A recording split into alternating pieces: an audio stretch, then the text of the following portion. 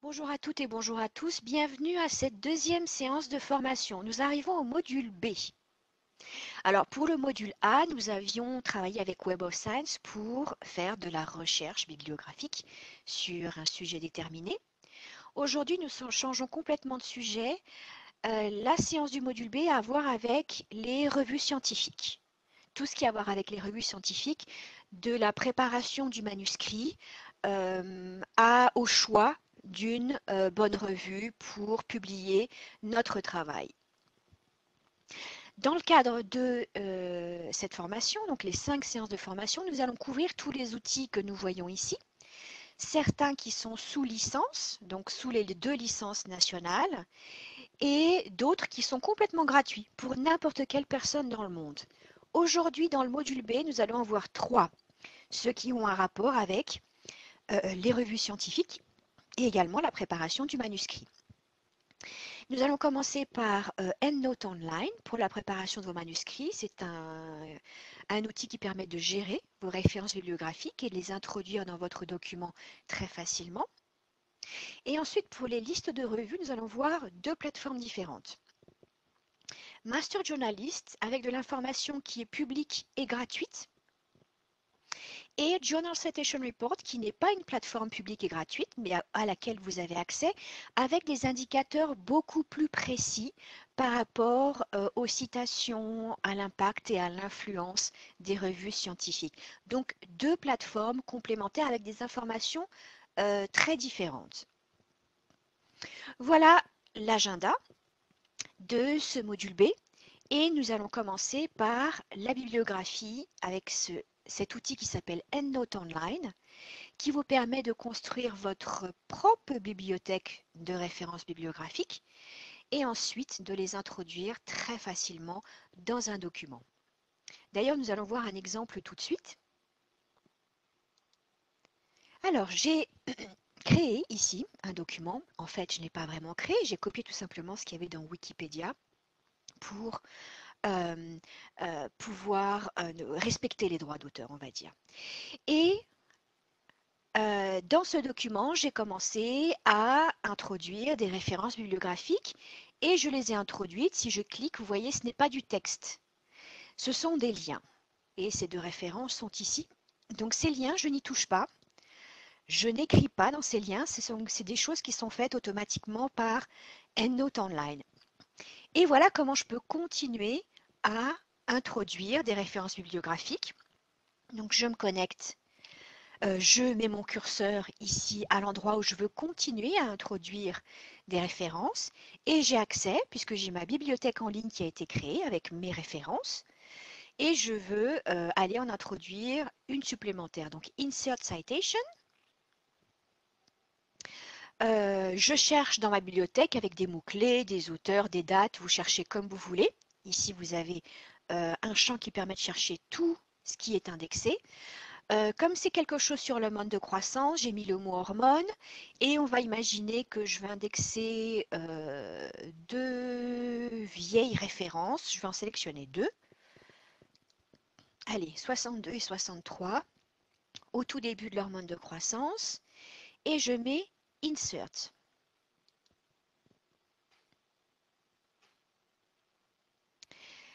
Et mes 2 références apparaissent là où j'avais mon curseur. Et que s'est-il passé? Celles qui étaient inscrites 1 et 2 sont maintenant 3 et 4 et j'ai une introduction automatique dans le texte ici en gris. Vous voyez, je n'ai rien fait, je ne touche absolument pas à ce qui est là. C'est du gris, c'est des liens. Je n'écris rien ici, c'est automatique en haut, sinon ça ne marchera plus. Donc c'est aussi facile que ça et je peux continuer à les insérer et automatiquement elles vont être renumérotées ici dans le texte et automatiquement elles vont être introduites ici en pied de page. Donc c'est le but ultime en fait d'un outil comme EndNote Online, c'est que une fois que j'ai ma bibliothèque en ligne d'articles, de références bibliographiques, ensuite je peux les introduire très facilement dans n'importe quel document. Ça peut être un article comme ça peut être un rapport quel que soit le type de document, dans ce cas-là, dans le format Word. Le style, vous pouvez également choisir le style de vos références. Là, j'ai choisi un style Vancouver, c'est un style avec des chiffres, parce que c'est très simple pour la formation, mais vous avez à votre disposition plus de 4000 styles ici sous ce menu déroulant. Et je peux choisir n'importe quel autre style qui est dans ma liste. Par exemple, un qui est très utilisé, c'est APA, American Psychology, mais c'est très utilisé dans tous les autres domaines. Voilà. Édition numéro 7. Je choisis et dans ce cas-là, c'est avec le nom de l'auteur et l'année, il me semble. Voilà. Donc, vous voyez, c'est gris. J'y ai pas touché. J'ai été simplement changer le format. Donc, le format est changé dans le texte et ici aussi dans le texte. Et en bas, le format est changé également par rapport, tout simplement, aux normes pour ce style-là. Donc, c'est très simple à faire. Surtout, rappelez-vous, tout ce qui est en gris, on n'y touche pas. On le gère à travers de notre tableau de bord qui est ici en haut. Alors voilà ce qu'on peut faire avec EndNote. Un petit exemple rapide. Recueillir des informations. Maintenant, on va voir comment recueillir des informations, organiser mes documents, travailler en nomade puisque tout est en ligne et pas sur mon ordinateur, et collaborer. Je peux également partager des références bibliographiques, un groupe de références bibliographiques avec d'autres personnes, par exemple des co-auteurs, et définir mes styles pour personnaliser mon document. L'accès. Comment se fait l'accès à EndNote Online qui est la version gratuite? L'accès, c'est avec le même compte que vous aurez créé pour Web of Science. À nouveau, j'insiste sur le fait que c'est un compte commun à tous ces outils. Donc, si vous avez créé votre compte pour Web of Science, qui n'est pas un compte d'accès, qui est un compte pour pouvoir sauvegarder votre travail, c'est différent de l'accès. Ce même compte, vous allez l'utiliser pour faire votre gestion à travers de EndNote Online et également de Master Journalist et de Journal Citation Reports qu'on va voir juste après. Donc ce sera le même compte pour pouvoir travailler, sauvegarder et surtout exporter de Web of Science à EndNote dans ce cas-là. Et l'accès, donc vous pouvez soit garder cette page web comme favorite, myendnoteweb.com, ou bien, je vais vous montrer une autre manière, puisque ce sont des outils communs, je vais aller à Web of Science. Vous voyez dans Web of Science que je suis identifiée aujourd'hui à nouveau. Je ne travaille pas comme une personne anonyme, je travaille comme une personne identifiée pour sauvegarder tout mon travail. Et en haut à droite, j'ai également les liens à tous ces outils. Et ici en bas, c'est EndNote, la version en ligne gratuite à laquelle vous avez accès. Moi, j'ai déjà cliqué, je l'ai déjà ouverte et elle est là, ma page. Donc là, vous voyez mon espace personnel dans EndNote avec mes références bibliographiques et mes groupes. Et je vais maintenant vous expliquer comment créer tout ceci. D'ailleurs, au niveau des accès, une dernière chose que je voulais vous montrer, donc là j'y ai accédé, on va y revenir. Vous pouvez entendre parler de EndNote de différentes manières. Ne pas confondre surtout EndNote avec EndNote Click. C'est vrai que ça prête à confusion. La semaine dernière, on a vu EndNote Click qui est un outil différent. EndNote Click est un chercheur de PDF, de documents en texte intégral. Alors que EndNote, sous sa version basique online ou desktop, n'est pas un chercheur de PDF, c'est un outil qui va m'aider à stocker mes références bibliographiques pour ensuite pouvoir les introduire dans des documents. Donc, construire ma bibliothèque en ligne. Il y a différentes versions et la version dont on va parler aujourd'hui, c'est celle-ci, qui est entre la version totalement gratuite pour les utilisateurs qui n'ont pas accès à Web of Science et à l'autre pointe, la version desktop qui est une installation locale sur ordinateur qui nécessite une licence spécifique. Donc ce que vous avez gratuitement, c'est EndNote Online puisque vous êtes des utilisateurs de Web of Science.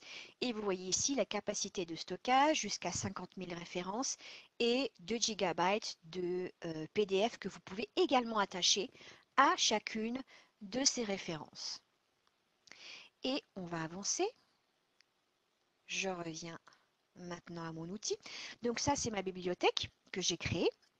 Et maintenant, je vais vous expliquer comment vous pouvez, vous aussi, importer des références bibliographiques d'un outil ou d'un autre et les organiser dans des groupes.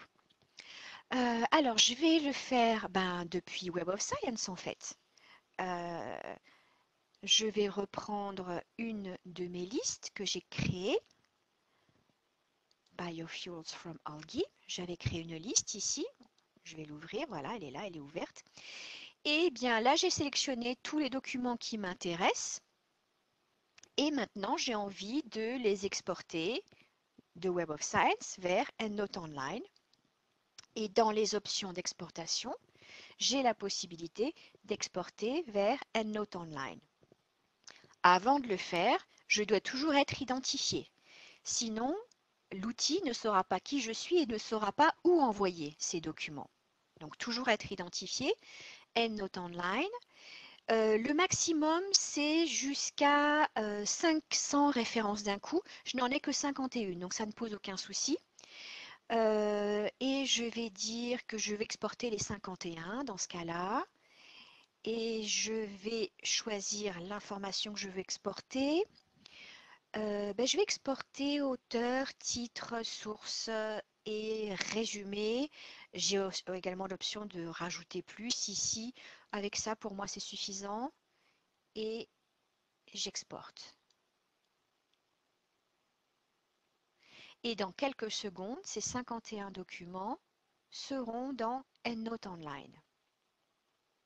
Ça y est. Comment est-ce que je sais qu'ils sont arrivés? Parce que quelque chose est arrivé dans cette page-là. Maintenant, j'ai une petite icône que je n'avais pas avant qui m'indique ce document-là est dans EndNote. Et quand je vais faire des requêtes et que je vais avoir des résultats, à chaque fois que je vais voir cette petite icône, ça veut dire ce document, vous l'avez déjà gardé. C'est pas la peine de le refaire. Ça m'évite d'avoir des documents en duplicata dans ma bibliothèque en ligne. Donc un petit indicateur qui me dit, voilà, vous les avez passés à EndNote. Autre type d'exportation, si vous avez d'autres outils, il y a l'option d'exporter à RefWorks, un autre outil de gestion bibliographique. Pour l'outil Mendeley, c'est le format BibTeX qu'il faut utiliser. Et pour d'autres outils comme Zotero, RIS est un format qui est compatible avec tous les outils précédents. Il est compatible avec EndNote, compatible avec RefWorks et compatible avec BibTeX. Donc c'est vraiment l'outil tout-terrain pour exporter à n'importe quel outil de gestion bibliographique. Donc ça y est, j'ai exporté et maintenant je reviens à EndNote. Alors comme ma page était déjà ouverte, c'est pas nécessaire qu'elle soit ouverte. Pour voir les résultats, je suis obligée de la rafraîchir. Sinon, je ne verrai pas ce qui vient de se passer. Voilà, je rafraîchis. Et j'ai 51 résultats ici dans un classeur qui me dit qu'ils ne sont pas organisés, ils viennent d'arriver. Et donc, ce que je vais faire, c'est que je vais les organiser. Est-ce que j'ai un classeur qui s'appelle Biofuels? Non, donc je vais le créer. Je vais sélectionner ces 51 résultats, tous, et je vais les ajouter à un groupe qui n'existe pas. Donc, je vais devoir le créer, New Group, et je vais le nommer Biofuels from Algae. Ça y est, j'ai un nouveau groupe ici avec mes 51 résultats et j'ai mis mon compteur à 0 ici et je préfère toujours travailler de cette manière parce que sinon tout va s'accumuler dans ce classeur et si j'importe des choses complètement différentes, ensuite j'aurai du mal à savoir à quoi elles correspondent. Donc je recommande toujours, une fois que vous importez, organisez tout de suite vos documents dans des groupes. Ne stockez pas tout ici, sinon ça va être difficile après de les retrouver. Profitez du fait que vous pouvez créer ces groupes. Et maintenant que j'ai créé un groupe, voilà, je vais l'ouvrir. Donc j'ai 51 références. Je vais ouvrir celle-ci par exemple. Et je vois l'information qui est stockée. Et en fait, tout est éditable ici. Quel que soit l'endroit où je mette mon curseur. Par exemple, je peux même changer les auteurs. Je ne vais pas le faire, bien entendu, ils sont très bien les auteurs. Mais c'est pour vous montrer à quel point c'est versatile. Le résumé, je peux rajouter des choses. Il y a quelque chose que j'aime bien, en général, je ne le modifie pas, ce qu'il y a. Sauf s'il me manque de l'information, à ce moment-là, je la rajouterai, si c'est utile pour moi. Ce que j'utilise beaucoup, c'est un champ ici qui s'appelle Label. Qui vient compléter keywords en fait, les mots-clés. Les mots-clés, je fais confiance aux mots-clés qui proviennent de l'outil. Dans ce cas-là, je ne les ai pas exportés. Peut-être que j'aurais pu exporter les mots-clés aussi de WOS avec, j'aurais peut-être pu faire exportation, EndNote Online et Custom Selection avec keywords. Peut-être que ça aurait été plus judicieux, vous voyez. Ça m'intéresse pas forcément. Donc à vous de voir. Mais c'est également une possibilité. Alors je reviens ici. Quand j'ai les mots-clés, j'aime bien rajouter mes indicateurs à moi, qui ne sont pas forcément les mots-clés de l'auteur. Donc là, en fait, je vais rajouter mes indicateurs à moi, mes mots-clés à moi. Et comme exercice, je vais simplement écrire This is my label. C'est mon étiquette. Voilà, tout simplement pour jouer un petit peu. Je vais garder tout ça. Et ensuite, je peux chercher également ce qu'il y a dans ce champ-là. C'est pas forcément dans un groupe. Ce sont mes petites étiquettes à moi. Donc, je vais le garder. Save. Voilà. J'ai changé quelque chose. Je reviens à ma liste. Et par exemple, je peux chercher label, le mot. Et il y a 10 résultats. Alors attention parce qu'il cherche absolument le mot absolument partout. Et donc, il peut être dans le champ que je vous ai dit, mais il peut être également, alors là, il est dans le champ label, mais des fois, ça peut être n'importe où ailleurs. Donc, next one.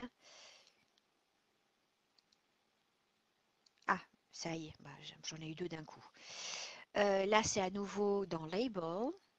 Peut-être qu'on va en trouver un autre. 4. Et là, c'est bah, c'est à nouveau moi. OK. Donc, vous voyez comment je peux les trouver facilement en faisant cette requête. Et maintenant, je reviens à ma liste. Voilà. Donc ça, c'est pour éditer des références. Quand vous êtes en train de lire une page web, par exemple d'un journal ou autre, je vais vous donner un exemple. Cherchez l'option d'exportation. Là, par exemple, c'est un article que j'ai ouvert comme exemple. Et à chaque fois, toutes les pages sont différentes. Donc, je ne peux pas vous dire où est-ce que l'icône va se trouver. Il faut la chercher. Là, je l'ai trouvée en haut. Elle peut être en haut, elle peut être en bas, à droite, à gauche. Exportation RIS. Vous voyez, cette format RIS est un format tout-terrain. Donc, à vous de voir les options, où se trouve le bouton d'exportation en fonction de la page où vous êtes. Et ensuite, pour l'organisation, donc maintenant, on va continuer avec l'organisation de nos classeurs. Donc, vous avez vu comment j'en ai créé un directement. Et tout en haut, j'ai dans Organiser, Manage My Groups. Donc, vous voyez, là, j'ai différents groupes. Je peux changer leur nom, rename, je peux m'en défaire. Quand je me défais d'un groupe, je me défais uniquement du contenant. Mais le contenu, les références restent. Donc, si je veux me défaire du contenu également, c'est-à-dire des documents, il va falloir que d'abord je me défasse des documents et ensuite du groupe. Sinon, ce que j'ai dans ce groupe-là va atterrir dans Unfiled. Mais le groupe disparaîtra, mais pas ce qu'il y a dedans, donc il apparaîtra dans un autre groupe. Et vous voyez, ici, il y en a un que je partage, Online Education. Il y a le petit signal, c'est un groupe que je suis en train de partager avec quelqu'un. Et je peux décider d'en faire de même avec Biofuels from Algae. Manage Sharing. Start Sharing this group. Et là, je vais mettre une ou plusieurs adresses email, les personnes avec lesquelles je veux partager ces références bibliographiques. Imaginons un groupe de co-auteurs qui travaillent à l'écriture d'un manuscrit et donc ils veulent partager leurs références pour pouvoir les gérer plus facilement. Donc celui qui est détenteur du groupe a deux options. Vous pouvez donner un accès de lecture uniquement à vos collègues ou bien un accès de lecture-écriture. C'est à vous de voir. Lecture-écriture veut dire que ces personnes pourront éditer cette référence, rajouter des étiquettes, changer les mots-clés, etc. Et lecture uniquement, ils pourront les voir, ils pourront les utiliser dans leur document Word, mais ils ne pourront absolument changer rien du tout de ce qu'il y a dans la référence bibliographique. Donc c'est comme ça que vous décidez à qui vous donnez accès. Et d'ailleurs, quand je reviens en arrière à mes références, vous allez voir le distinguo entre ce groupe-là, c'est un groupe que moi je partage avec d'autres personnes, et inversement, ici en bas, c'est un groupe que d'autres personnes partagent avec moi. Donc je peux avoir le mélange des deux. Comment est-ce que je me défais de références dont je ne veux plus? Donc je reviens ici. Imaginons, je veux me défaire de ces deux-là. Je les sélectionne et je clique Delete. Et elles arrivent ici dans Trash, la poubelle, et elles y restent pendant un certain temps. Ok, donc vous n'allez pas les perdre tout de suite, ne vous inquiétez pas. Donc voilà très rapidement comment fonctionne EndNote Online. Il y a beaucoup plus de choses à dire, mais ce que je vais faire, comme je n'ai qu'une heure et demie et qu'il faut que je traite de pas mal d'autres choses, je vous laisse beaucoup plus de matériel dans ma présentation qui est beaucoup plus longue que ce que je vous ai montré aujourd'hui. Par exemple, comment attacher un PDF à mes références. Là, on a vu comment partager des groupes, ça je l'ai montré. Comment créer une référence de zéro et également comment chercher dans ma bibliothèque. Pour chercher, c'est très différent de ce qu'on a dans Web of Science puisque c'est un outil un petit peu vieux maintenant, EndNote Online. Et d'ailleurs, cette année, on va le refaire à neuf. Donc, par rapport à Web of Science, à Journal Citation Report, maintenant, on voit que l'interface est vieille, c'est vrai. Donc, on est en train de travailler à un rafraîchissement de cette plateforme. Et donc, on aura certainement à la fin de l'année un outil beaucoup plus complet. Quelque chose que je ne vous ai pas dit et qui est important, qui est l'installation. L'installation pour avoir dans votre Word et faire la même chose que moi. Donc, je vais vous montrer où se trouvent ces deux boutons pour télécharger et installer EndNote et ensuite faire la configuration. Donc ça, je vais le montrer. Donc je reviens dans EndNote. Voilà. Donc vous allez en premier à Download et il vous faut absolument télécharger cette application Cite While You Write, citer pendant que vous écrivez en fonction de Windows ou Macintosh. Donc vous l'installez et ensuite dans Format, installez également le plugin Cite While You Write, ok, Windows ou Macintosh. Ce qui vous permettra de voir, alors je vais rouvrir mon document Word qui était ici, voilà.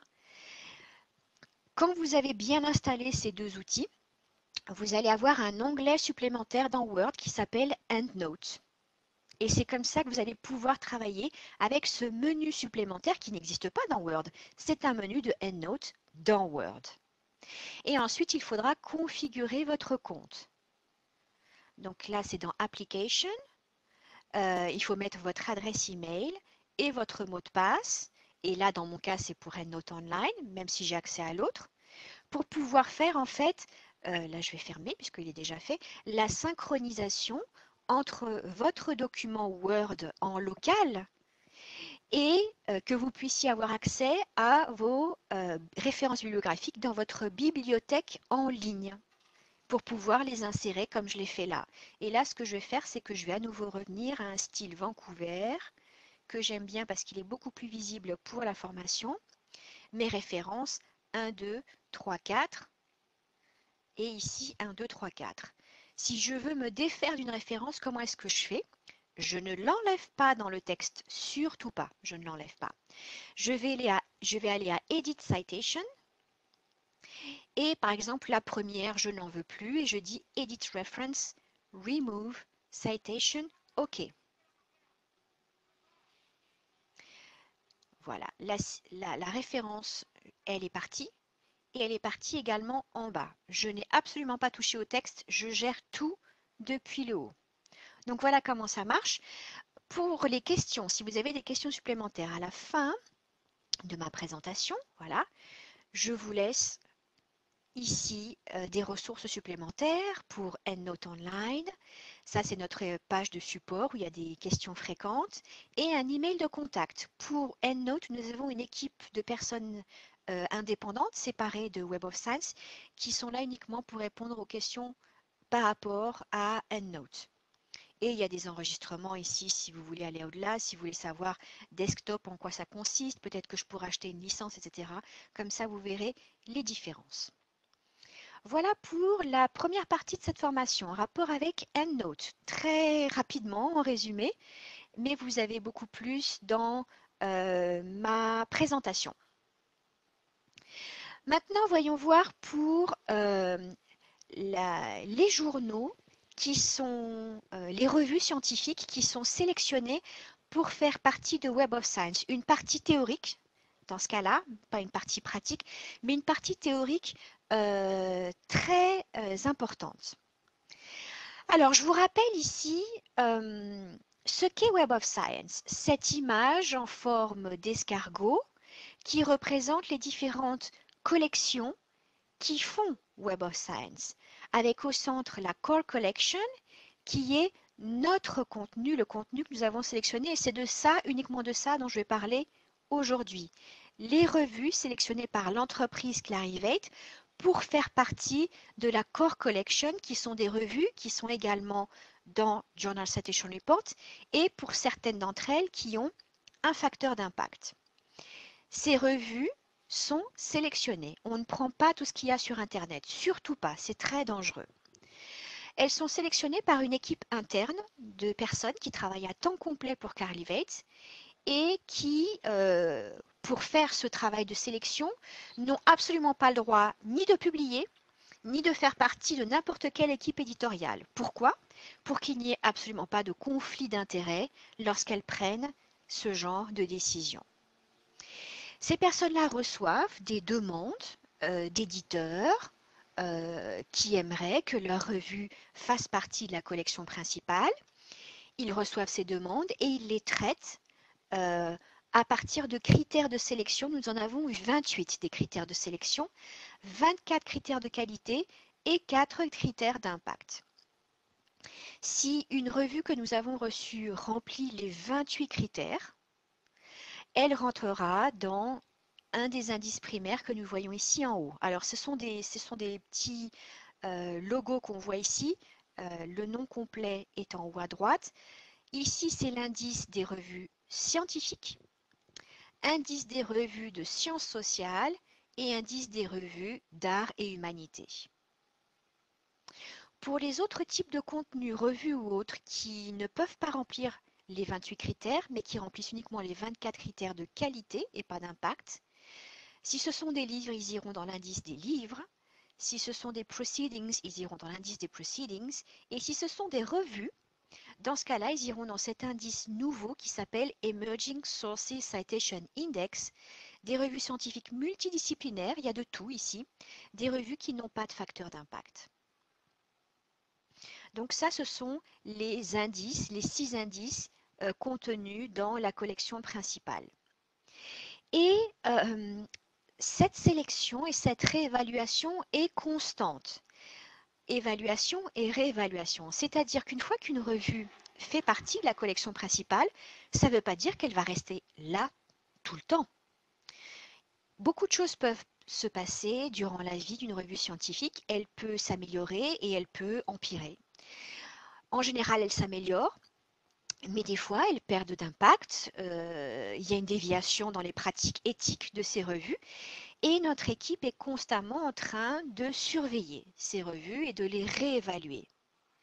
Et donc certaines qui, au départ, sont des petites revues qui rentrent d'abord dans cet indice grâce à leur visibilité dans Web of Science, elles ont de plus en plus de lecteurs, de plus en plus de citations et elles s'améliorent et elles arrivent à monter à un des indices primaires. Et ça, c'est ce qui arrive le plus souvent. Et malheureusement, il y en a quelques-unes qui font le chemin inverse, qui perdent en qualité ou en impact et qui se retrouvent donc dans cet indice de revue de qualité, encore qui remplissent ces qualités, mais qui n'ont plus suffisamment d'impact, un impact suffisant, disons, pour faire partie des revues des indices primaires. Donc ça, c'est justement pour vous rappeler que c'est une équipe de personnes qui travaillent à temps complet pour Clarivate, qui n'a absolument aucun lien avec les éditeurs. Vraiment, pas de conflit d'intérêt. Et ici, en mode résumé, vous voyez les 28 critères. 24 critères de qualité et 4 critères d'impact. Je pense que ça intéresse surtout les éditeurs, s'il y en a parmi vous. Et comme certainement vous voulez en savoir plus et que je ne peux pas faire cette présentation uniquement pour les éditeurs aujourd'hui, dans ma présentation, j'ai cette page qui est destinée à vous laisser plus de ressources. Dans cette page, vous allez voir à nouveau décrit en détail le processus éditorial pour les journaux, pour les livres et pour les proceedings. Et vous avez 2 emails de contact si vous avez des questions. Je vais ouvrir rapidement cette page et vous verrez qu'il y a beaucoup plus que ce que je vous ai dit aujourd'hui. C'est la page de référence de notre équipe éditoriale qu'ils ont sélectionné: Editorial Selection Process, Journals, Books, Proceedings, Policy and Appeal Process. Donc, il faut vraiment le lire en détail. Et moi, ce que j'ai fait tout simplement, c'est de vous mettre un résumé. Et vous avez également ici comment envoyer ma revue scientifique. Dans ce cas-là, il faut un accès au Publisher Portal. Comment envoyer mon livre? Dans ce cas-là, c'est un email. Et les proceedings de telle conférence, c'est également un email. Donc, vous avez ici toute l'information nécessaire pour pouvoir contacter cette équipe et, par exemple, envoyer votre revue pour évaluation. Donc ça, c'est dans ma présentation. Ah oui, alors dans Web of Science, alors maintenant je reviens à Web of Science, qu'est-ce qu'on a comme information par rapport aux revues? Alors je reviens ici et je vais par exemple ouvrir un document. Voilà.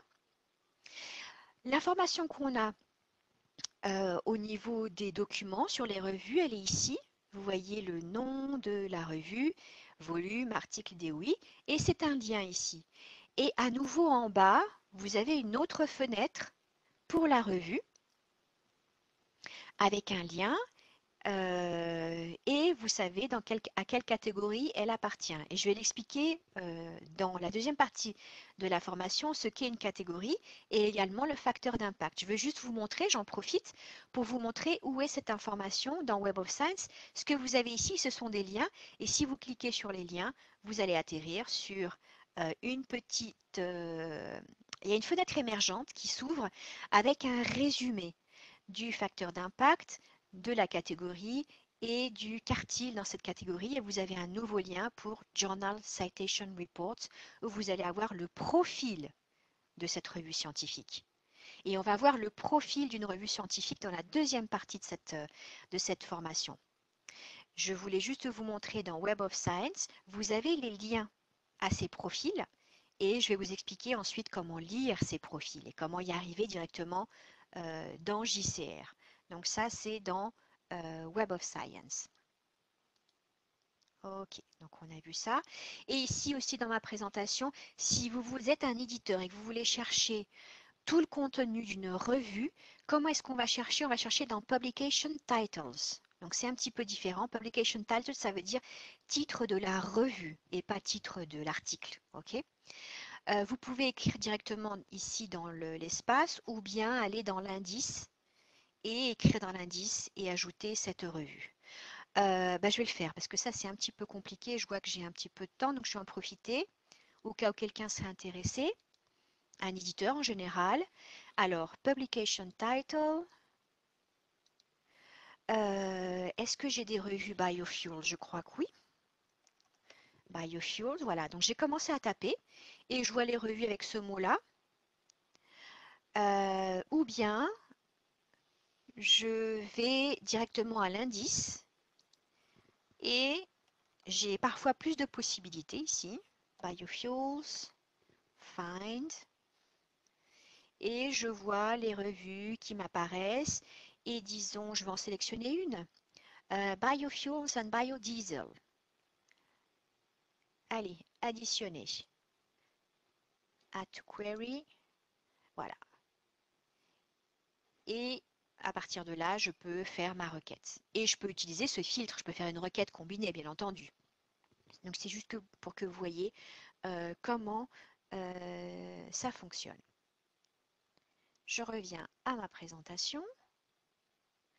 Alors, avant de faire une pause, quelque chose de supplémentaire à partir de cet indice, je vous disais qu'il s'appelle ESCI, Emerging Sources Citation Index, un indice multidisciplinaire de revues scientifiques qui remplissent uniquement les 24 critères de qualité. Donc cet indice fait également partie de la collection principale. Il y a également des milliers de revues dans cet indice. Il y a plein de raisons pour lesquelles elles ne peuvent pas remplir les critères d'impact. Elles ont moins de lecteurs, soit parce qu'elles ne sont pas en anglais, soit parce qu'elles traitent d'un sujet très spécifique et donc il n'y a que les spécialistes qui vont la lire. Nous savons que les revues multidisciplinaires, il y a une manière d'écrire pour ces revues, de manière à ce que n'importe qui comprenne ce qui est écrit. Quand je lis un article de Nature, je le comprends, c'est écrit d'une manière, je n'ai pas besoin de la connaissance de cette personne pour comprendre l'article. C'est écrit d'une manière simple pour tout type d'audience. Ce n'est pas le cas pour les revues très spécialisées, où on écrit dans un jargon qui n'est pas forcément facile pour les autres. Donc dans ce cas-là, moins de lecteurs et moins de citations. Donc, il y a plein de raisons pour lesquelles une revue de qualité n'arrivera jamais à remplir les critères d'impact. Et dans ce cas-là, elle fait toujours partie de Web of Science, mais elle est dans on va dire cet index séparé qui était en bas, qui n'était pas un index primaire. Cet index a été rajouté en 2015 pour justement avoir plus de contenu dans Web of Science. Et en rajoutant cet indice, on a pu augmenter énormément le contenu de certaines disciplines, notamment les sciences sociales, où on a doublé grâce à cet indice. Donc en violet, c'était les 3 indices primaires, sciences, sciences sociales et arts et humanités. Et en rose, c'est cet indice ESCI. Donc vous voyez, on a doublé de contenu. Les sciences ont aussi, par exemple, sciences cliniques et santé, ont pas mal gagné aussi. Certainement des revues plus petites, locales ou très spécialisées. Donc là, une augmentation de 50%. Et les arts et humanités, on a quasiment doublé également, avec des revues, je pense également aussi plus petites et plus spécialisées. Donc vraiment, depuis 2015, Web of Science s'est également internationalisé parce qu'on a cherché des revues dans tous les continents et un meilleur équilibre entre sciences, sciences sociales et arts et humanités. Alors, une petite différence par rapport aux accès. On a créé ESCI en 2015. Il existe toujours, donc il y a les revues qui en font partie. Quelques années après, en 2017, on a décidé de rajouter des archives qui commencent en 2005. Et certaines institutions ont acheté les archives. Donc, elles vont voir tout le contenu de ESCI depuis 2005. Et d'ailleurs, aujourd'hui, mon accès inclut les archives. Donc, il est possible que certains voient la même chose que moi parce qu'ils ont les archives depuis 2005 et d'autres soient dans une institution qui n'a un accès que depuis 2017 puisque c'est un accès de 5 années mobiles, on va dire, les 5 dernières années. Donc, depuis début 2022. Les personnes qui n'ont pas les archives ont un accès depuis 2017. Donc, si dans le futur je refais une requête, il est possible que vous voyez des différences entre ce que moi j'ai comme numéro de document et ce que vous voyez. Moi, je suis dans cette situation-là et je sais qu'à certains endroits, l'accès n'est que depuis 2017.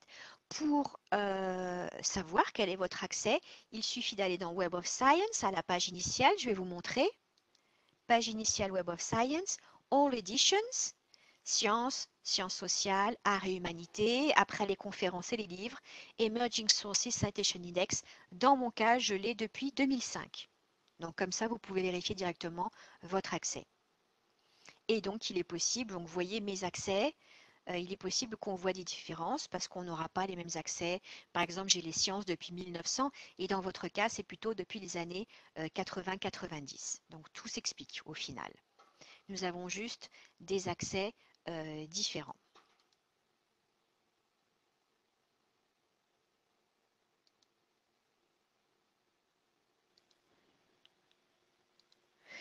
Alors maintenant, nous allons voir un premier outil, une première plateforme où nous avons de l'information sur ces revues scientifiques qui font partie de Web of Science et collection principale.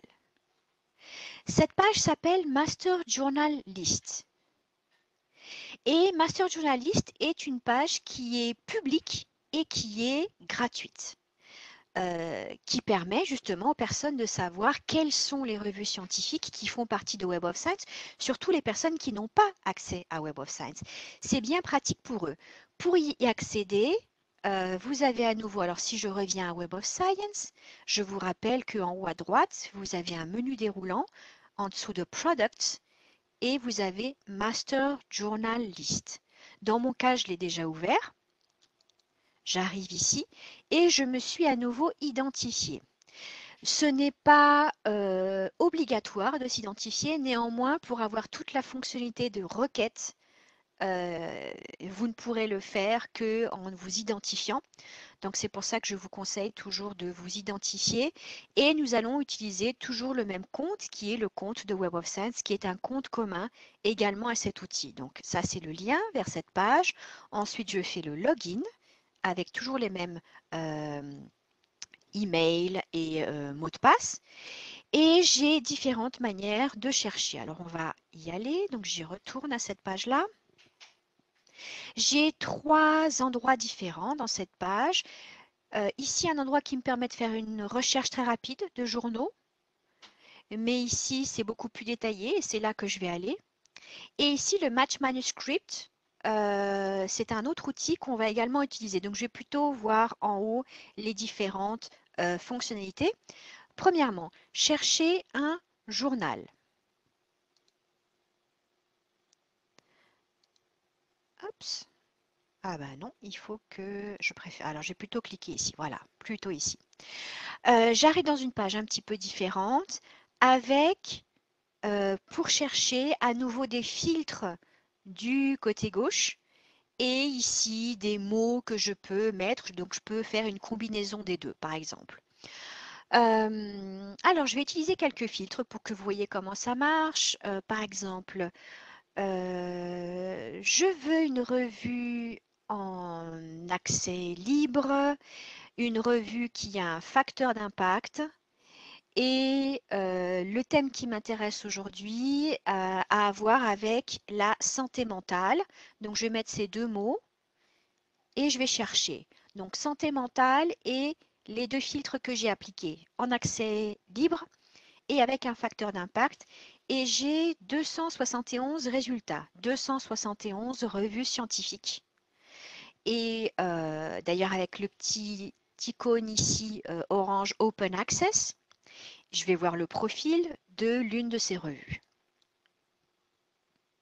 Alors, dans ce profil, il n'y a que de l'information publique et gratuite que nous avons recueillie à différents endroits et mis ici dans cette page-là. Cette information d'ici vient en général de la propre page de l'éditeur.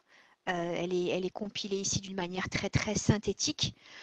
Quel est l'éditeur, d'où il provient, combien de fois il publie, une fois par an, dans quel pays.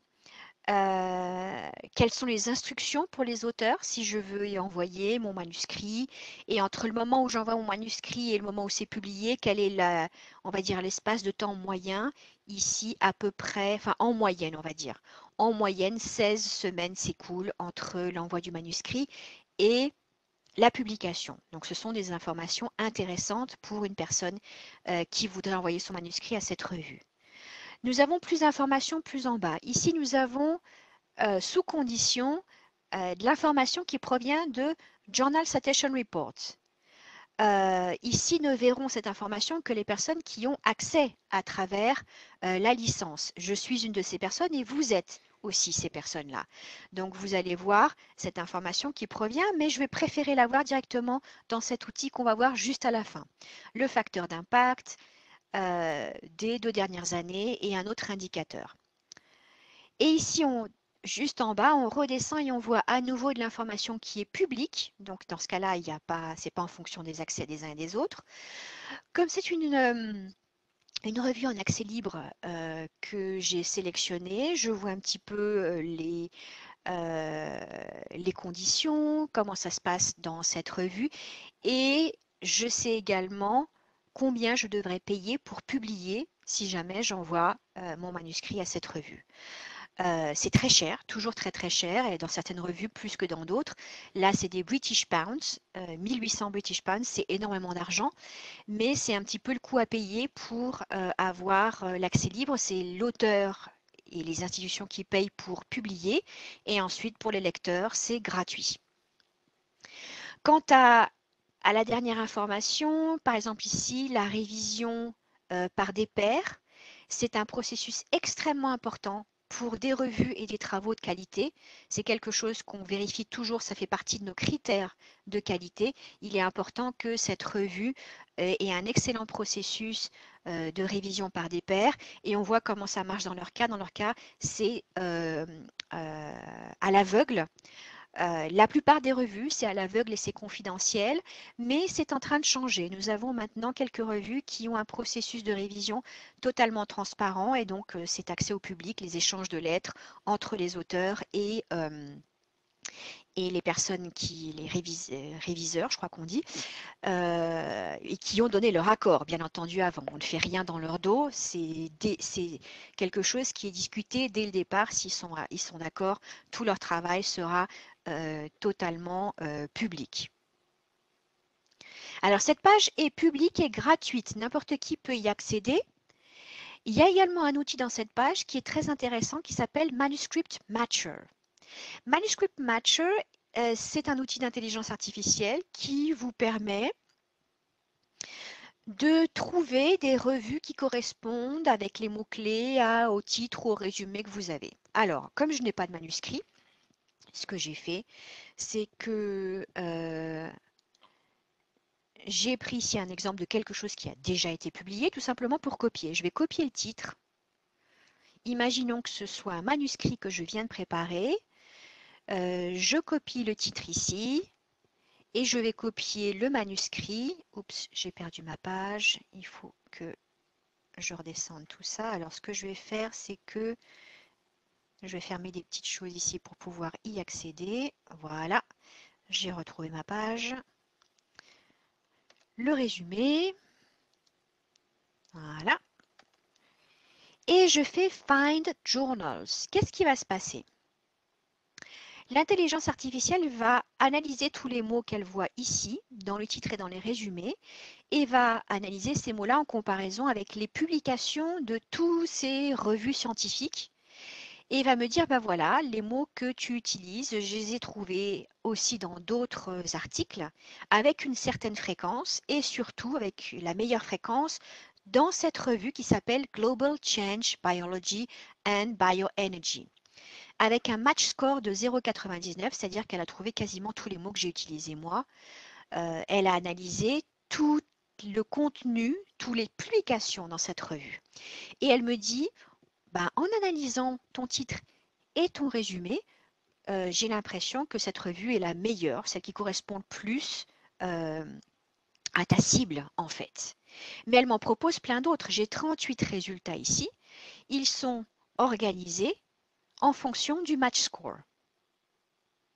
Et ça descend, 0,99, 0,82, 56, ça continue à descendre. Donc c'est comme ça qu'elles sont organisées. Donc en général, je vais commencer par les premières. Et donc c'est un outil qui peut m'aider à trouver une revue ou publier. Donc voilà pour Master Journalist, cette page publique et gratuite. Et maintenant, on va avancer un petit peu et on va aller à l'outil qui, à mon avis, vous intéresse le plus, qui est Journal Citation Reports, qui est l'outil où nous avons des profils de revue avec des indicateurs qui sont propres à Clarivate. Donc, ça n'est plus qu'un outil qui est public et accessible à tous. Et parmi les deux indicateurs les plus connus dans cette page-là, il y a le facteur d'impact des revues scientifiques et les quartiles des revues scientifiques.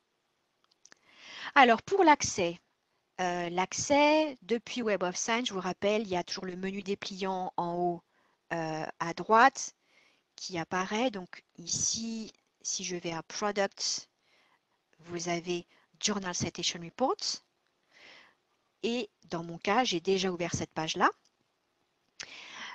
Et je vous conseille, ce n'est pas une obligation, également de vous identifier pour pouvoir sauvegarder les choses qui vous intéressent. Donc, je me suis également identifiée.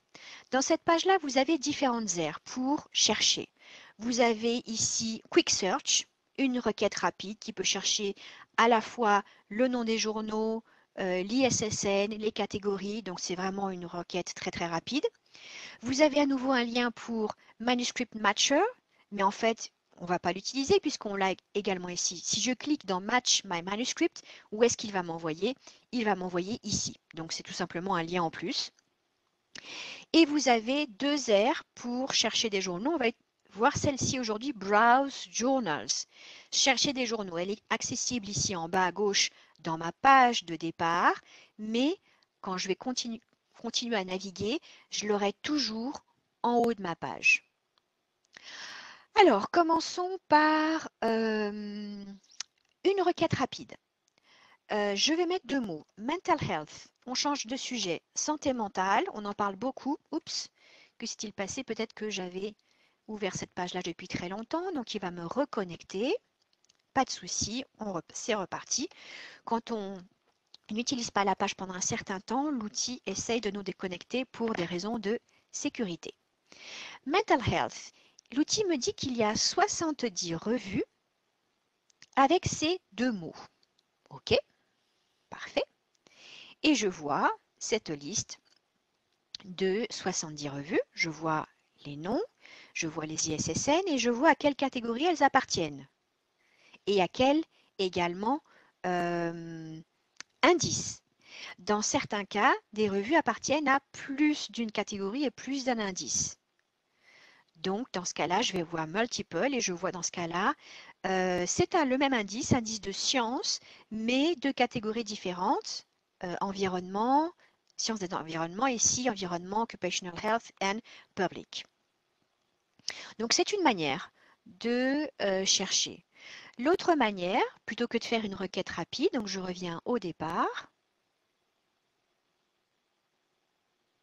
c'est de faire une requête plus poussée. Donc, je vais à Browse Journals et à ce moment-là, j'ai des filtres que je peux appliquer. Alors, mes filtres sont du côté gauche. Vous voyez ce petit carré noir ici. Je clique et j'ai un ensemble de filtres à ma disposition. Alors, on va commencer par sélectionner une catégorie, par exemple. Il y a 254 catégories. La liste est longue. Il me semble que j'en ai vu une avec Public Health.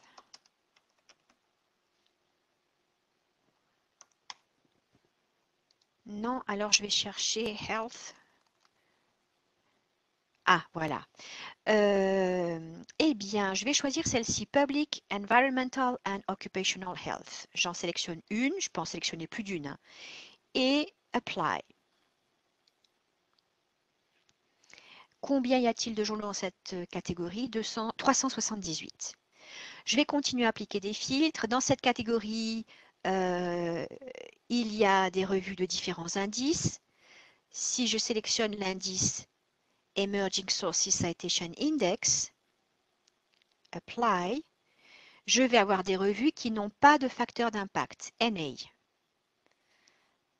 Si à l'inverse, je sélectionne des revues qui sont l'indice de science, donc je fais l'inverse, indice de science, je vais tous les sélectionner d'ailleurs à nouveau. Je reviens, celles que je vais avoir en haut, voilà, vont être des revues avec un facteur d'impact puisque la petite flèche, alors je reviens en haut, la petite flèche m'indique que je suis en train d'organiser les résultats par facteur d'impact de la revue.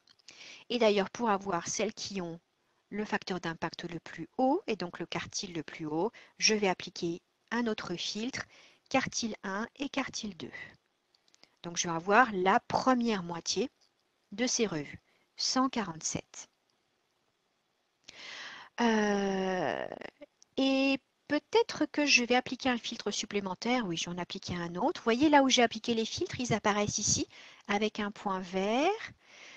Revue accès libre.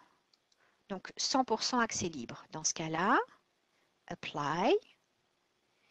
Et nous en avons 43 des revues. Et vous voyez ici tous les filtres que j'ai appliqués. Et je peux en enlever un ou l'autre ou les enlever tous. Pour les enlever tous, je cliquerai sur Reset.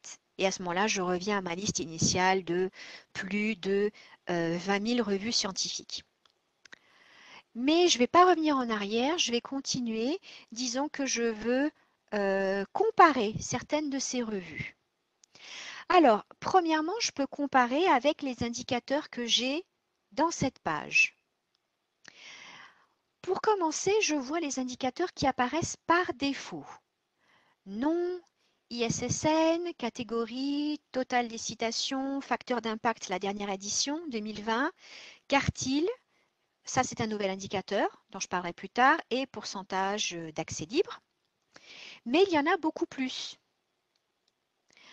Là, ce sont par défaut, mais ils sont catégorisés en de trois manières différentes. Donc, si je veux voir uniquement les indices de source des journaux, donc on a des chiffres ici, nombre de citations, nombre d'articles, les indicateurs d'impact. Maintenant, donc le facteur d'impact, donc à 3 ans, celui qu'on connaît le plus, à 5 ans, sans autocitation et immediacy index, c'est-à-dire la même année. Et les facteurs normalisés, c'est un troisième onglet. Dans ce cas-là, il n'y aura pas le facteur d'impact, ce n'est pas un indicateur normalisé, mais il y a le Journal Citation Indicator, qui est un nouvel indicateur normalisé. Et il y a également les percentiles et les quartiles, qui sont des indicateurs normalisés. Donc, pour comparer, vous avez la possibilité soit de regarder une des 3 pages, soit de choisir vous-même vos indicateurs. Et là, c'est étonnant parce que je suis avec... Ah, je ne suis pas identifiée. Voilà, maintenant je vais m'identifier. Il a perdu mon identification quand je suis sortie et re-rentrée. J'ai été étonnée parce que je n'avais pas mes indicateurs, c'est normal. Les indicateurs que j'ai gardés, il faut que je m'identifie pour les voir.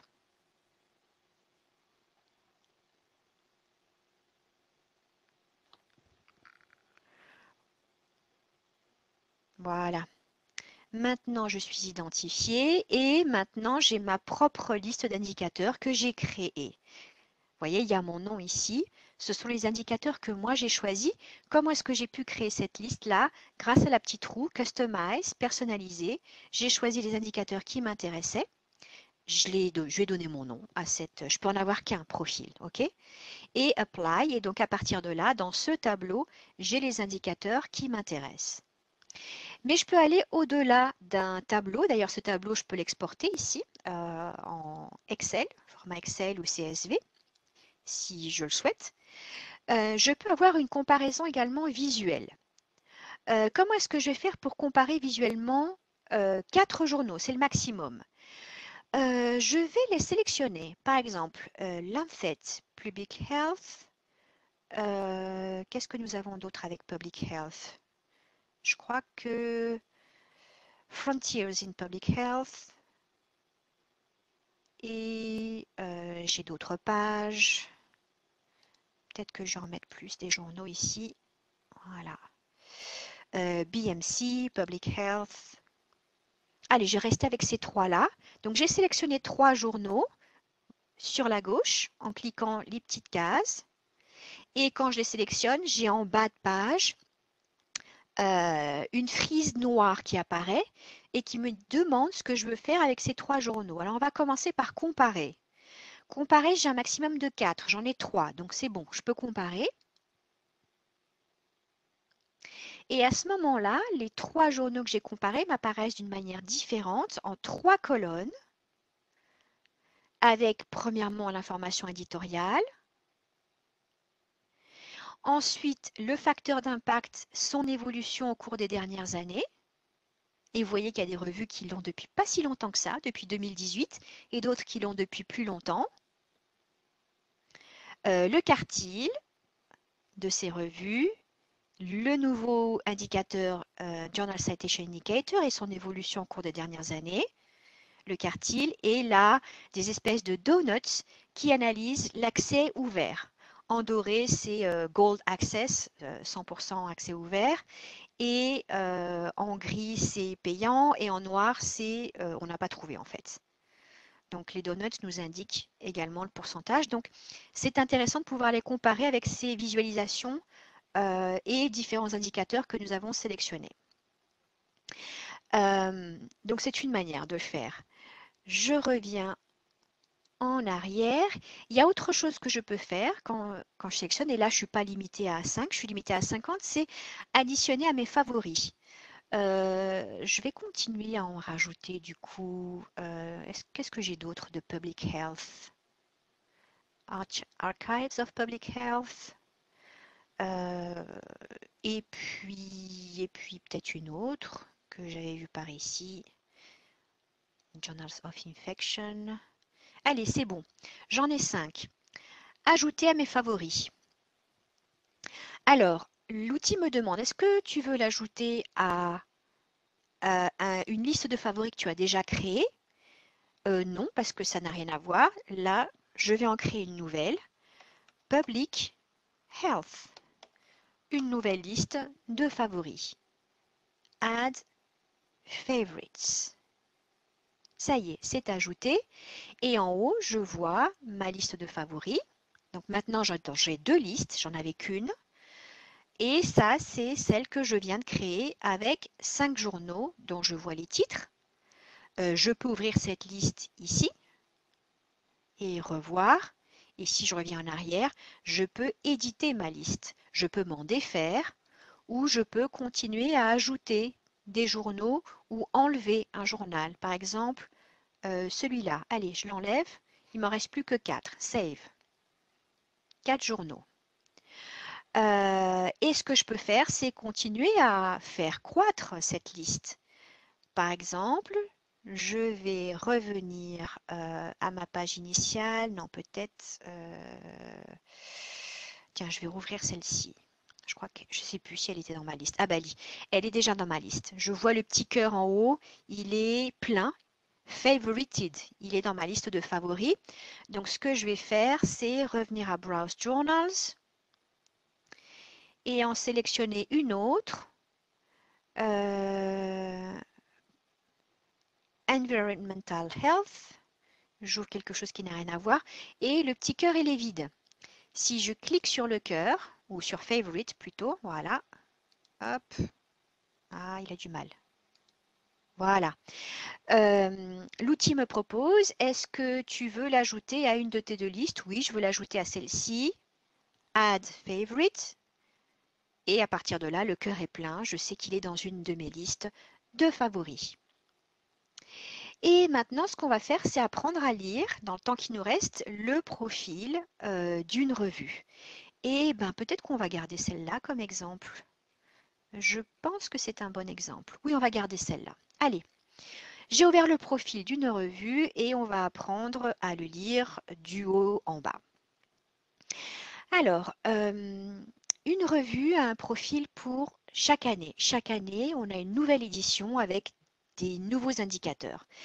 Quand j'ouvre le profil d'une revue dans Journal Citation Reports, l'outil va toujours me montrer la dernière année, qui est l'année avec les indicateurs de 2020 qu'on a publié en 2021. Il y a toujours une année d'écart.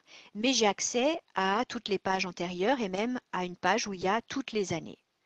Je vais rester sur celle-ci qui est la plus récente en fait. Au mois de juin 2021, nous avons publié les nouveaux indicateurs de cette revue pour l'année 2020. Nous attendons toujours, nous avons besoin de toutes les données de l'année 2020, de traiter toutes ces données en 2021 pour pouvoir publier cette information.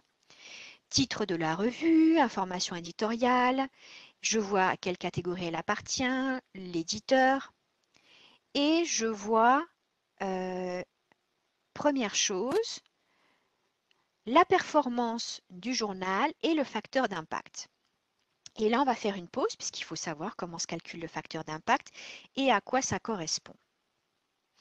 Et là, du coup, je reviens à ma présentation pour expliquer comment se calcule le facteur d'impact.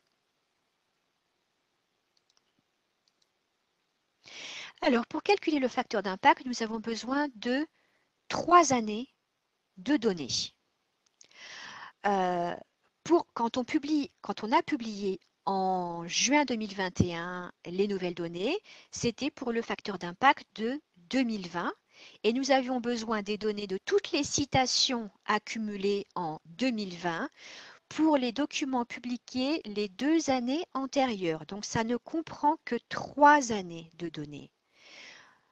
Les citations recueillies par les documents de 7 revues scientifiques publiées les 2 années antérieures. Tout ce qui est en dehors de ce cadre des 3 années ne rentrera pas dans le calcul du facteur d'impact. Et ce facteur d'impact, pour résumer, si on devait résumer en une phrase ce qu'est un facteur d'impact, c'est la moyenne des citations qu'un travail publié dans cette revue aura accumulé en 1 ou 2 ans, pas plus. C'est très très court. C'est une fenêtre de temps très très courte. Et ce n'est qu'une moyenne. Ce n'est qu'une moyenne parce que quand on regarde la distribution, on va voir qu'il y a des documents qui ont beaucoup plus ou beaucoup moins. Ce calcul est également expliqué dans le propre outil. Il vous dit ici View Calculation 2020 Journal Impact Factor. Il vous donne le résultat et il vous explique le calcul. Citations in 2020 to items published in 2018 and 2019. Citation de 2020 pour des documents publiés en 2018 et 2019, divisé par ce nombre de documents publiés en 2018 et 2019. Et on voit, il y en a 82 et 103. Ça se traduit par une division, citation divisée par nombre d'articles et de revues, égale 5,9. Et tous les ans, on va refaire ce calcul avec une fenêtre temporelle de 3 ans. Et ce qu'on voit ici dans cette image, c'est l'évolution du facteur d'impact au cours des dernières années. Ce sont les barres, en fait, ces petites colonnes qui montent. Et on voit qu'il a légèrement augmenté au cours des dernières années, c'est un chiffre. Et on voit également son percentile. Si on veut voir plus d'années, il y a la possibilité de voir View All Years. Et on a toutes les années pour cette revue. L'évolution du facteur d'impact. Vous voyez, c'est quelque chose qui est interactif. Je peux même faire un zoom sur une certaine zone et je peux même enlever ce qui n'est pas le facteur d'impact. Ça, ce sont les percentiles qui sont de l'autre côté, que je vais expliquer juste après, les percentiles qui sont normalisés. Donc, ça, c'est bien parce qu'on voit un petit peu l'histoire de cette revue. On voit qu'elle est dans une évolution positive. Pour d'autres, c'est très stable et pour d'autres, ça a tendance à descendre. Donc, c'est intéressant d'avoir cette information avant de prendre une décision. Tout ce qui est derrière ce calcul, les citations et les documents pour lesquels on calcule les citations, toute cette information, elle est transparente. 1107 citations, 185 documents, ils sont ici, à côté. 185 documents publiés en 2018-2019. Dans le tableau, vous les avez ici. Et c'est en Open Access, on voit le petit cadenas jaune. Et je peux voir un peu plus un résumé de ce document. Et je peux même le voir dans Web of Science si je le veux, ou même tout le groupe de documents si je veux. Et j'ai un autre onglet pour toutes les citations. Alors là, les citations peuvent provenir d'autres revues. Et ce qui est intéressant, c'est qu'on voit que les citations en grand nombre proviennent d'une autre revue que celle-ci. Celle-ci s'appelle Environmental Health et elles proviennent de 4 autres revues avant la propre revue. Donc c'est un très bon signe, ce n'est pas forcément des autocitations. Elles sont organisées les 1000 et quelques par revue, et ensuite par document, et ensuite par nombre de citations. Donc là, c'est très très précis. Et toute cette information, vous pouvez la voir également dans Web of Science, document par document, ou tout en bas, toutes les citations. Mais je rappelle que le facteur d'impact, c'est une moyenne. Ça ne veut pas dire que tous les documents publiés en 2018, je rouvre, en 2018 et 2019, ça ne veut pas dire que tous ces documents auront 6 citations en 2020. C'est impossible. Vous avez un autre schéma ici qui est très parlant, où on voit pour cette revue scientifique, chaque article, combien de citations il a. Et comme d'habitude, qu'est-ce qu'on voit?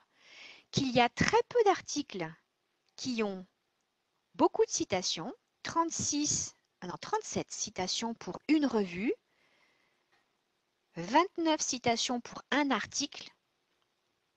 Là, on est au milieu, 5-6, et on a beaucoup plus, on a 29, 3 et 5, plus de 30 documents avec 2 citations, une citation et des fois 0. Donc, tout ça pour vous dire que le facteur d'impact est uniquement une moyenne. Ça ne veut pas dire que tous les documents qui se publient dans cette revue ont ce nombre de citations. Vous voyez ici l'évolution. Donc, le facteur d'impact ne va rien me dire par rapport à l'article. C'est un indicateur de revue, pas un indicateur d'article. Je ne peux pas l'utiliser pour qualifier la performance d'un article et encore moins celle d'un chercheur. Alors, maintenant, nous allons parler de quelque chose qu'on commence à voir ici qui s'appelle percentile. Percentile du facteur d'impact. Ce sont les lignes. Et pour comprendre le percentile, il faut faire un petit peu de théorie. Et on y arrive ici. Alors, les percentiles me permettent de normaliser le facteur d'impact. Et nous allons voir pourquoi c'est important de le normaliser. Alors, la première chose qu'il faut bien comprendre, c'est que dans Web of Science, nous organisons les revues, les plus de 21 000 revues, dans des catégories. Des catégories, on pourrait dire que ce sont des disciplines, en fait. Et il y a à l'heure actuelle 254 catégories. Dans ma présentation, ce que vous avez ici, c'est plus qu'une capture d'écran, c'est un lien vers cette liste de catégories. Et ici, c'est juste une capture d'écran. Vous verrez toute la liste, elles sont organisées par ordre alphabétique. Et donc, comme ça, vous verrez les noms. Donc, quand on accepte une revue dans Web of Science, on la lit à au moins une catégorie, parfois 2 catégories, mais en général, une catégorie. Et quand on effectue la normalisation, donc dans Journal Citation Reports, on peut voir toutes les revues qu'il y a dans chacune des catégories. Je vous ai pris ici à nouveau une capture d'écran pour aller plus vite. Donc là, en fait, j'ai cherché les catégories. Il y en a 254. Elles sont organisées par nombre de revues dans chacune d'entre elles. Et je voulais attirer votre attention sur de grosses différences. Par exemple, mathématiques et biologie moléculaire.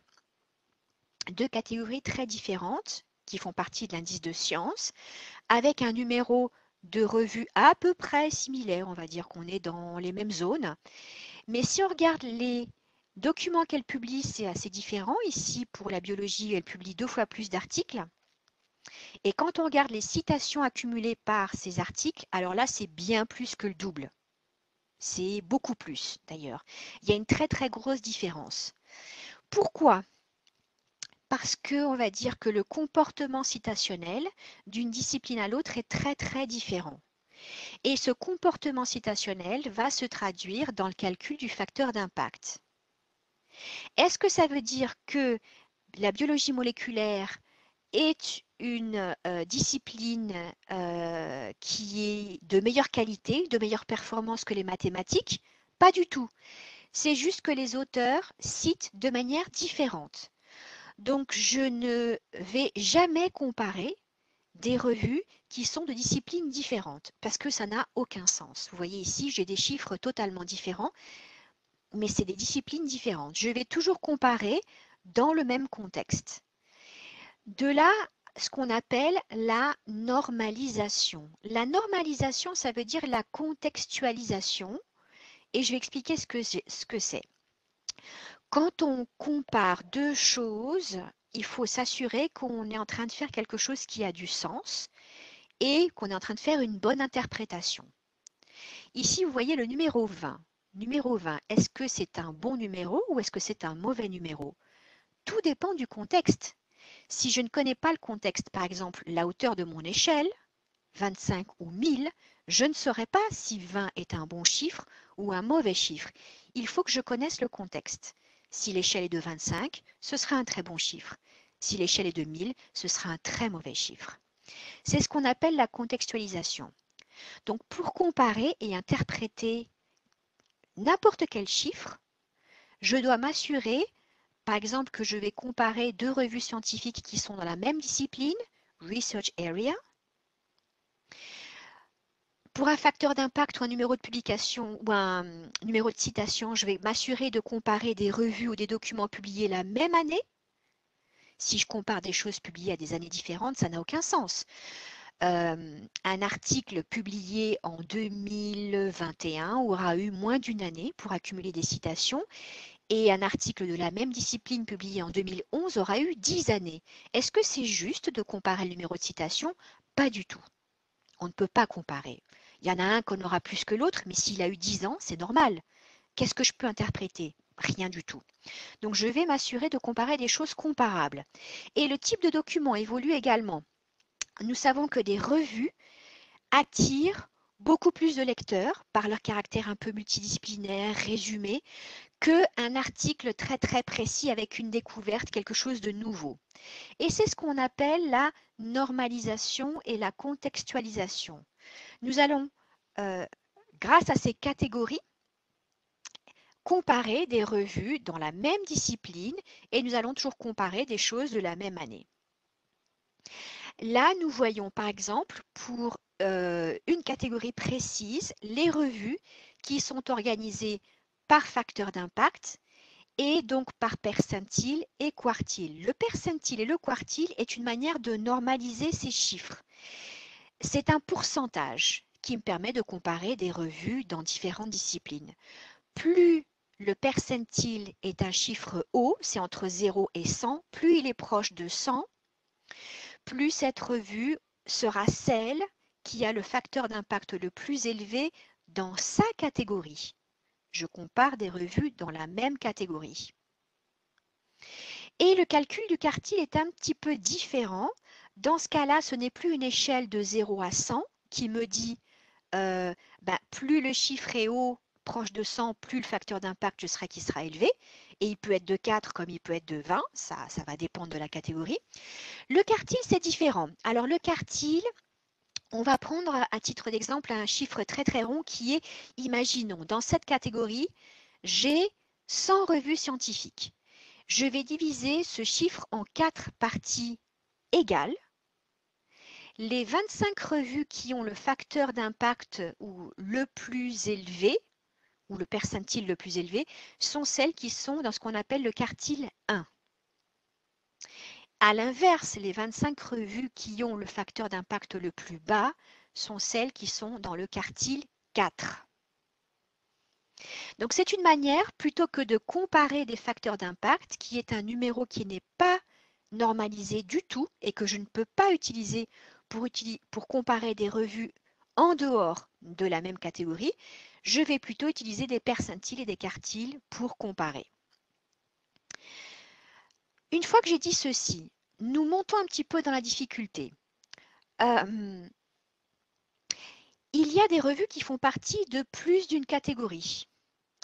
Et dans ce cas-là, quand elles font partie de plus d'une catégorie, elles ont un unique facteur d'impact, mais elles peuvent être dans des quartiles différents. Tout dépend du facteur d'impact des autres revues. Donc en fait, le quartile et le percentile vont dépendre de à quel groupe je suis en train de me comparer. Je vais vous donner un exemple qui, à mon avis, est beaucoup plus parlant que la théorie qu'on voit ici dans ce petit dessin que j'ai fait. Imaginez, moi, je suis une personne, j'ai une hauteur en mètres et en centimètres. On va dire que c'est mon facteur d'impact. Ma hauteur, elle est relative. Elle est relative par rapport aux personnes avec lesquelles je me compare.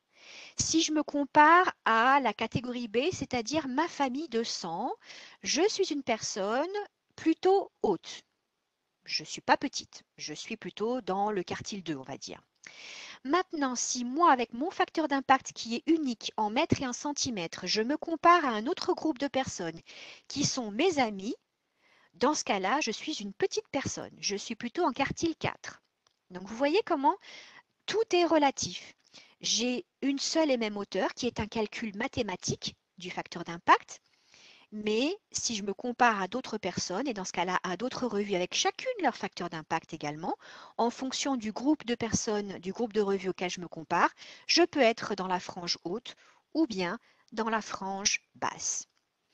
Et c'est ce qu'on voit dans le profil, ici les percentiles qui sont les lignes. Donc vous voyez dans ce cas-là, la revue appartient à deux catégories. On voit une ligne orange et une ligne verte, qui est l'évolution du percentile qui est ici du côté droit. Et nous avons en bas un tableau qui nous montre le facteur d'impact, le ranking de la revue dans la catégorie et le quartile et le percentile dans chacune des catégories. Donc j'ai des chiffres différents. Dans ce cas-là, elle est dans le quartile 1 pour les deux cas. Elle est en position 22 de 203 dans cette catégorie et là, elle est en position 47 de 274. Donc c'est tout juste. J'espère que ça permet d'éclaircir pour le facteur d'impact, le percentile et le quartile. De toute façon, vous aurez l'enregistrement et également ma présentation. Je continue. Vous avez d'autres choses aussi dans le profil par rapport, donc on a vu ici à nouveau les indicateurs de accès ouvert, accès libre, à nouveau le donuts. Un petit peu plus bas, vous voyez, je trouve ça très intéressant, alors c'est ici la contribution. Qui est-ce qui publie le plus souvent dans cette revue?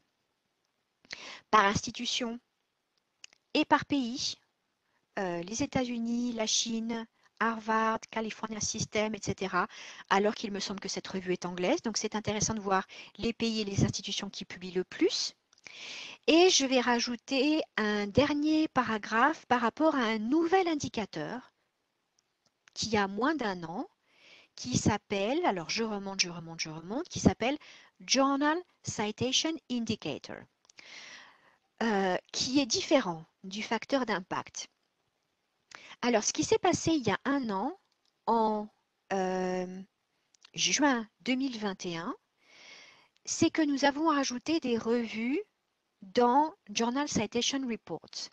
Avant juin 2021, dans JCR, nous n'avions que des revues qui ont un facteur d'impact. Et les revues qui ont un facteur d'impact sont uniquement les revues de sciences et de sciences sociales. Les autres n'ont pas de facteur d'impact, uniquement ces deux indices-là. En juin 2021, nous avons rajouté dans JCR des revues qui n'ont pas de facteur d'impact, c'est-à-dire les revues d'art et humanité et les revues de Emerging Sources Citation Index. Nous sommes donc passés de 12 000 revues à presque 21 000 revues, 70% de revues en plus. Il y a néanmoins une différence entre ces revues. La différence reste la même. Ces revues dans ces deux indices ont un facteur d'impact et pas les autres. Les autres ont un indicateur qui s'appelle Journal Citation Indicator, qui vient en fait compléter le facteur d'impact, pas le remplacer, le compléter. Et c'est intéressant parce que ces revues qui n'ont pas de facteur d'impact ont besoin d'un indicateur. Et maintenant, elles ont cet indicateur. Et cet indicateur est très facile à interpréter parce que c'est un indicateur normalisé.